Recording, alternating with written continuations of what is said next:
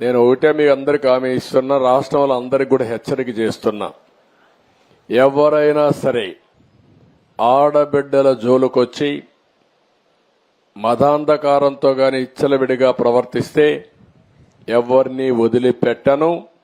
ఎవడైనా అత్యాచారం చేస్తే మాత్రం అదే వాళ్ళకు లాస్ట్ డే అవుతుంది, గుర్తుపెట్టుకోమని మరొక్కసారి హెచ్చరిస్తున్నా. గవర్నమెంట్ అంటే తమాషా ఆడద్దండి. ఏదో గవర్నమెంట్ అంటే బెదిరిస్తే బెదురుతుందని కాదు. యాంటీ సోషల్ ఎలిమెంట్స్ ఎవడైనా సరే నిర్మోహమాటంగా అణిచివేస్తా. మర్యాదగా ఇంతవరకు చెప్పా. ఎవరైనా కైపెక్కి లేకుంటే గంజాయి తినేసి తాగేసి లేకుంటే మద్యం తాగేసి ఇష్టానుసారంగా చేస్తే మాత్రం తీవ్ర పరిణామాలుంటాయి.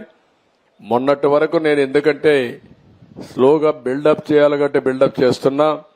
కానీ ఈ రోజు నేను చెప్తున్నా, ఒక ఆడబిడ్డ నా దగ్గరకు వచ్చి నాకు అన్యాయం జరిగిందంటే మాత్రం ఎవడిని వదిలిపెట్టనని మరొకసారి హెచ్చరిస్తున్నా. అది మీరు రేపటి నుంచి యాక్షన్ లో కూడా చూస్తారు. మీరు ఎవరిని వదిలిపెట్టను.